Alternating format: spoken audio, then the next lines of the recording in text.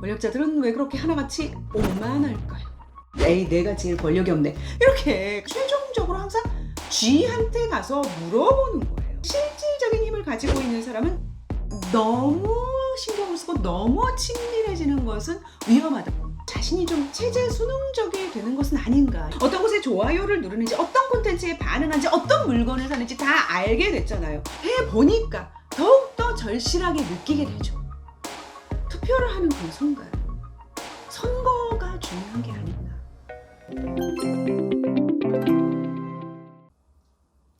안녕하세요. 언니가 읽어봤어. 박언니 박예스입니다. 정치의 계절이 돌아왔습니다. 대선이 석 달여 앞으로 다가왔죠. 그런데 왜 정치의 계절일까요? 정치를 왜 계절적으로만 하는 것일까요? 그러니까 특정한 어떤 정치를 하는 때가 있다라는 얘기죠. 대의민주주의의 어려운 점인데, 대의민주주의란 시민들이 투표를 통해서 자신들을 대리할 사람들을 선출하고 그들이 시민을 대신해서 정치 권력을 행사하는 제도를 말하는데, 이 대의민주주의 하에서 딱 선출이 되고 나면 그 사람들은 마치 권력이 원래 시민의 것이었는데 자신들이 소유한 것처럼 행동을 하고, 시민들은 투표를 하는 그 순간 외에는 정치 권력으로부터 소외된 것처럼 느끼게 되죠. 왜 그런 일이 벌어지는 것인가? 이 정치의 계절을 맞아서 고민하시는 분들이 많은 것 같습니다. 최근에 출판된 책이에요. 권력의 원리. 이 책은 줄리 바틸라나 티치아나 카시아로라는 조직 행동을 연구하는 두 명의 여성학자들이 쓴 책이에요. 원제 Power for All, 권력 모두를 위한 것. 부제 How it really works and why it's everyone's business. 권력은 실제 어떻게 작동하고 왜 그건 모두에게 중요한가. 이 책의 장점이자 특징, 또 한편으로 좀 까다로운 면이라고 하면, 보통 우리는 권력하면 정치적인 권력자들, 아니면 뭐 큰 기업이라든지 큰 조직에서 최고위에 있는 사람들을 떠올리잖아요. 그런데 파워, 우리말로 번역하면 힘이나 권력인 이 파워의 역학관계는 사실 모든 곳에서 작동하고 있다. 예를 들어서 집에서도 더 권력이 있는 사람이 있잖아요. 엄마랑 아빠 중에서는 엄마가 더 힘이 세. 왜? 결국은 엄마 말대로 다 결정이 되니까. 근데 뭐 생각을 해보니까 막내가 제일 힘이 센 것 같기도 해. 엄마는 막내 말이라면 꼼짝을 못하니까 에이, 내가 제일 권력이 없네. 이렇게 가족 단위에서도 권력 관계라는 게 있잖아요. 그런데 이제 힘의 역학 관계라든지 권력 문제를 다룰 때 보통 이제 가족 단위, 기업이나 뭐 학교 단위, 뭐 조직 단위, 뭐 정치 사회 단위, 이렇게 좀 나눠서 연구를 하는데, 이 책은 그 권력이라는 큰 얼개를 통해서 그 모든 곳에서 작동하는 어떤 하나의 원리를 찾아가요. 독자들은 조금 이제 헷갈릴 수가 있어요. 이 책이 개인 관계에서의 힘의 역학관계를 연구하는 책인가? 아니면 뭐 기업이나 조직, 학교 뭐 이런 데서의 힘의 역학관계를 다루는 책인가? 아니면 정치, 사회 권력 문제를 다루는 책인가? 그거를 굳이 분리하지 마라. 중요한 것은 권력이 어떻게 작동하는지를 제대로 이해해서 우리가 그 권력 관계에서 해야 될 일이 무엇인지를 깨닫는 것이다 라고 이제 저자들은 강조를 하고 있습니다. 키워드, 소유, 견제. 권력 소유할 수 있을까? 권력 견제할 수 있을까? 권력 소유할 수 있을까요? Yes or no. 답이 있습니다. 권력이란 뭘까요? 설득이나 강요를 통해 다른 사람의 행동에 영향을 주는 능력. 그렇다면 어떻게 그런 힘을 가질 수 있는 건가? 상대방이 가치 있게 생각하는 자원에 대한 접근을 통제함에 의해서. 간단하게 표로 한번 살펴볼까요? 나에게는 나에게 중요한 가치가 있고, 상대방에게는 상대방에게 중요한 가치가 있습니다. 상대방이 중요하게 생각하는 그 가치 있는 자원을 내가 갖고 있으면 내가 상대방에 대해서 권력을 갖는 거예요.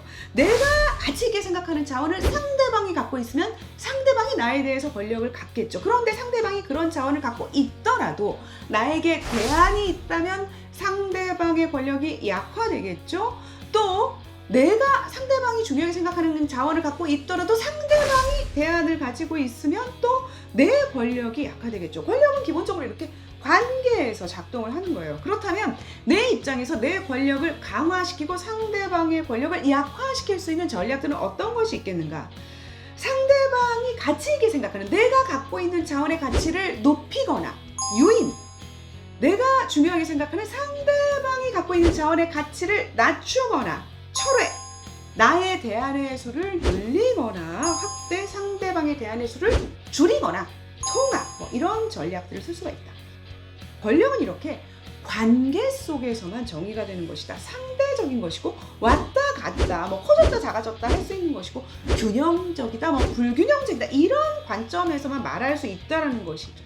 물건으로 소유될 수 있는 그런 것들이 아니라는 거예요. 아무리 강한 권력을 갖고 있는 사람도 자신이 그 힘을 소유하고 있는 것은 아니라는 거, 이게 변할 수 있다는 것을 인식하는 게 중요하다. 미국의 린든 존슨 대통령이 되기 전부터 국회의원으로 막강한 영향력을 행사했고 시민권법 제정, 사회정책 실현 등 업적이 많았지만 베트남전을 장기적으로 끌고 간 게 큰 실책으로 기록돼 있다. 린든 존슨이 어떻게 강력한 힘을 가질 수 있었나? 로버트 카로의 분석에 의하면 존슨은 동료 의원들을 만나면 그들이 무엇을 가치 있게 생각하는지를 파악하려고 이렇게 맨눈으로 들으면서 관찰을 했다고 하죠. 그리고 나서 그들이 중요하게 생각하는 그 자원을 주거나 또는 주지 않을 방법을 연구를 했다고 해요. 그런데 왜 베트남의 호치민 주석에게는 그런 능력이 먹히지 않았을까? 미국이 그때 줄 수 있었던 자원은 막대한 경제 원조였는데 호치민은 그런 걸 바라지 않는 거야. 내가 원하는 건 오직 하나, 통일된 공산주의 베트남이야. 미국이 절대로 줄 수가 없는 것이었죠. 이렇게 어떤 사람들에게는 권력을 갖지만 다른 사람들에게는 권력을 갖지 못할 수가 있다. 그렇죠. 회사에서 임원인 사람도 집에 가면은 가족 관계에서 깨갱할 수가 있잖아요. 그것 때문에 직원들을 더 회사에서 괴롭힐 수가 있고 그런 일은 벌어지지 말아야 되는데, 또 하나 권력의 역학 관계에서 중요한 부분이 지위와 권력이 꼭 일치하지는 않는다. 위계상 높은 지위에 있다고 해서 반드시 힘을 갖고 있는 것은 아니다. 어떤 사람이 새로운 혁신 프로젝트를 하기 위해서 조직에 들어갔어요. 이게 이 조직의 공식적인 조직도. 통상적으로 생각하면 가나 다 하고 프로젝트를 하면 될 것 같은데 잘 안 되는 거예요. 그래서 이 사람이 조직을 다시 관찰을 했죠.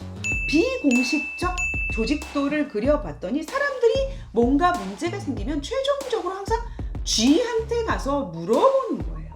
그렇다면 이 조직에서 가장 실질적인 힘을 가지고 있는 사람은 G라고 할 수 있고, 이 혁신 프로젝트가 성공을 하려면 일단 G한테 가서 물어보고 G하고 상의를 하고 G한테 동의를 구해야 일이 잘 될 수가 있겠죠.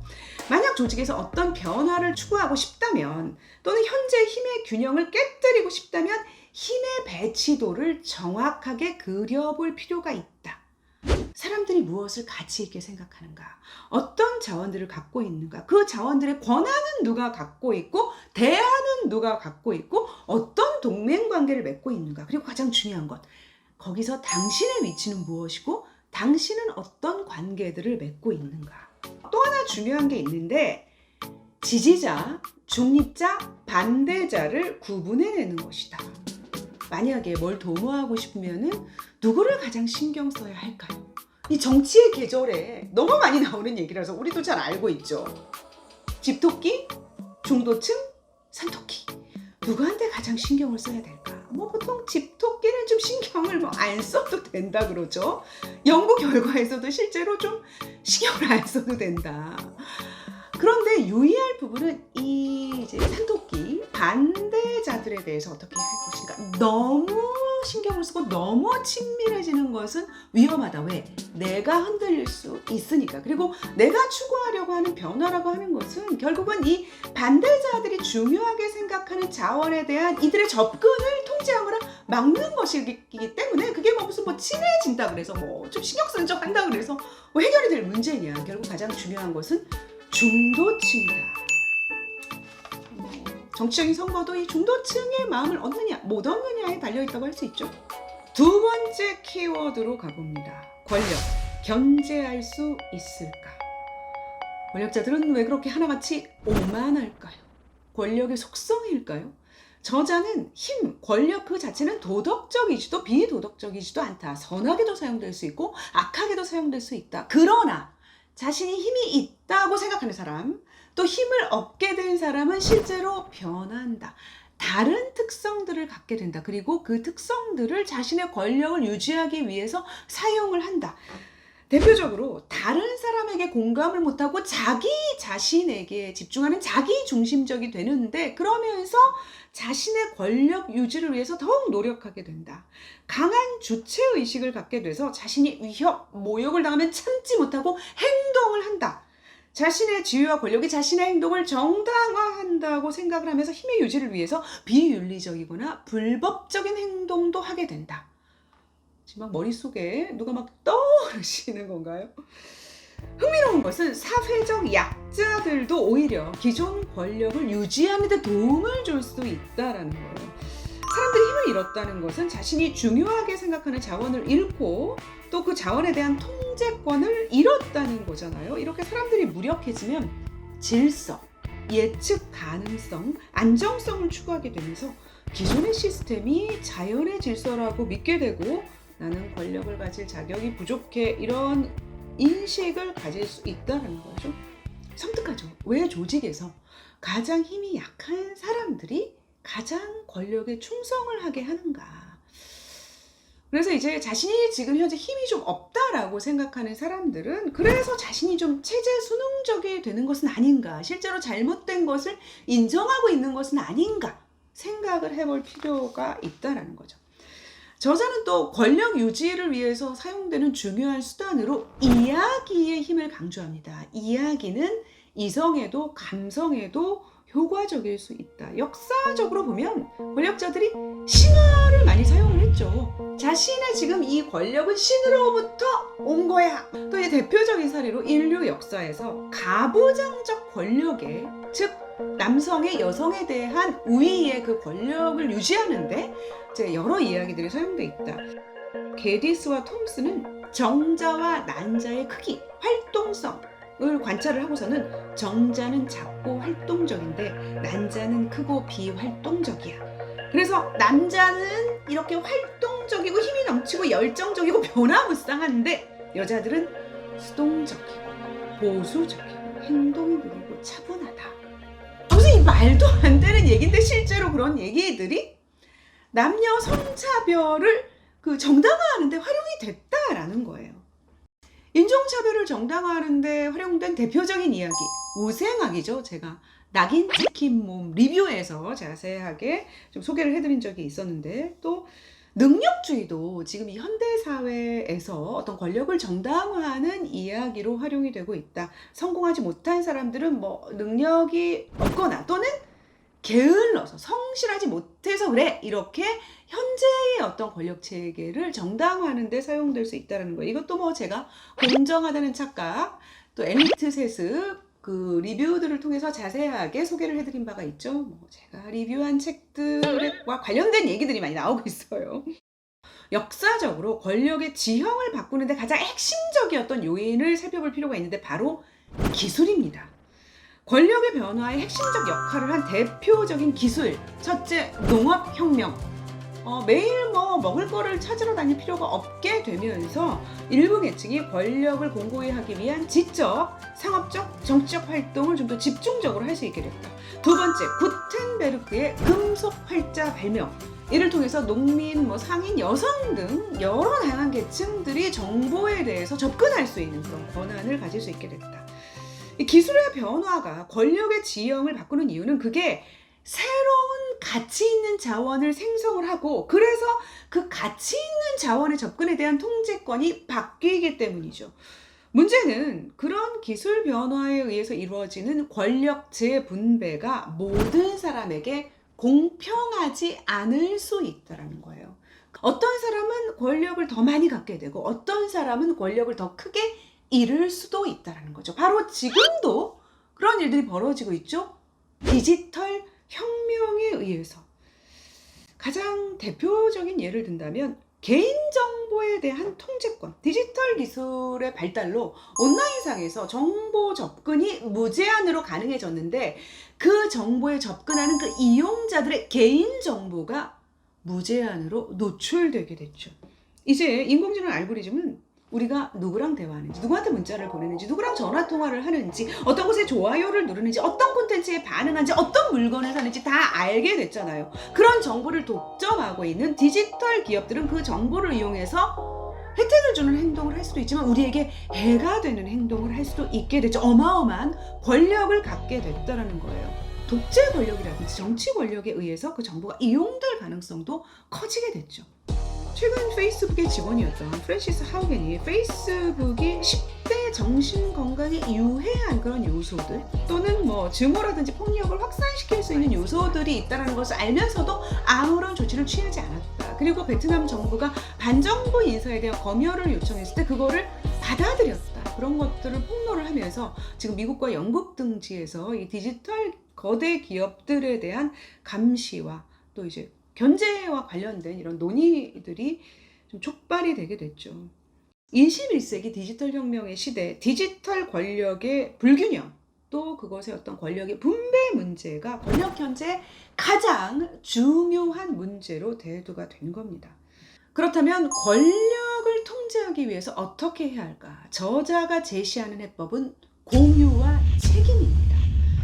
개인이나 소수의 권력이 집중되지 않고 다수에게 공유될 수 있도록 하고 권력을 가진 사람은 그에 합당한 책임을 지게 해야 한다.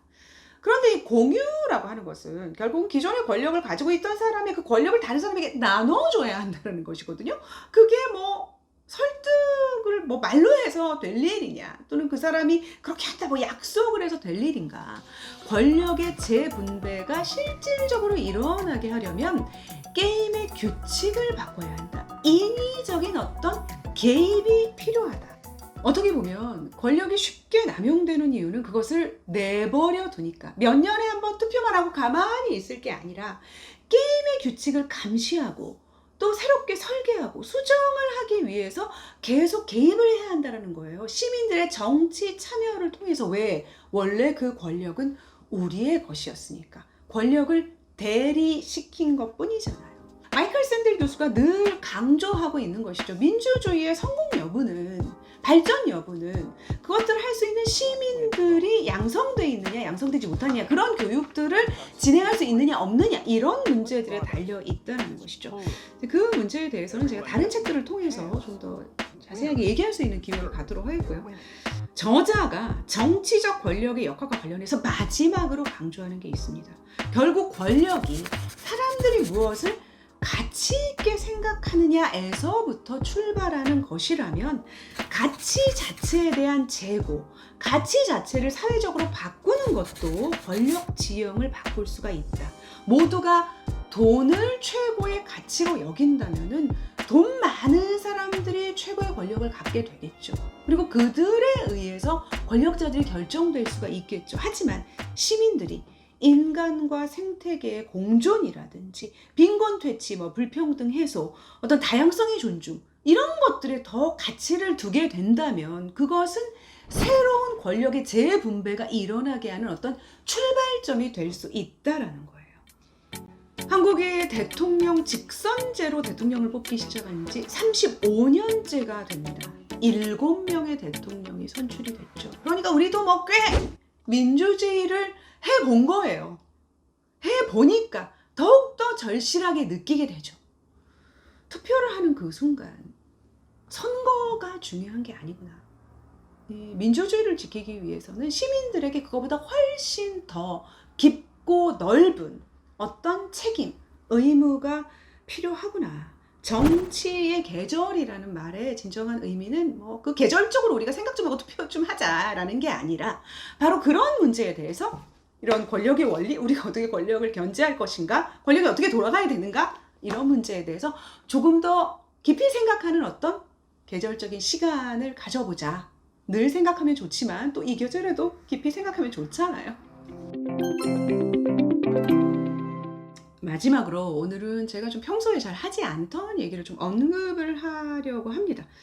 제가 한국 저자 책보다 번역서를 많이 리뷰를 해요. 그거는 이제 한국 저자들 같은 경우에 자신들이 직접 자신의 책을 유튜브 같은 데 소개를 하는 경우가 많기 때문에 우리가 저자를 직접 만나기 어려운 외국 뭐 저자의 책들을 좀 하는 게 좋지 않을까라는 생각 때문인데, 그래서 사실 이제 번역에 대한 평가도 하게 됩니다. 좀 잘된 번역도 있고 아쉬운 번역도 있어요. 번역이 어렵죠. 다른 나라의 어떤 언어의 느낌으로 돼 있는 거, 어떤 사고의 틀의 문제일 수도 있거든요. 그거를 이제 우리말로, 우리 언어의 느낌으로 또 우리의 사고 체계에 좀 더 적절하게 이렇게 부드럽게 만들어주는 거니까, 제가 리뷰했던 책 중에서 번역이 좀 훌륭하다라고 원서를 보지 않았지만 느꼈던 책은 이제 마이클 샌델 교수의 공정하다는 착각, 함규진 교수께서 번역을 하셨는데, 샌델의 사상을 잘 이해하고 계신 분이기 때문에 적절하게 의역들을 하면서 우리가 좀 쉽게 책을 읽을 수 있게 해주셨어요.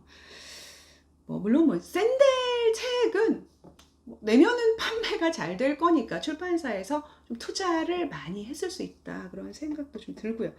그런데 이 책의 경우에는 원서를 보지 않고도 이것은 좀 명백하게 오역이구나 라고 느껴지는 부분들이 있었어요. 앞뒤 문맥이 너무 맞지를 않으니까.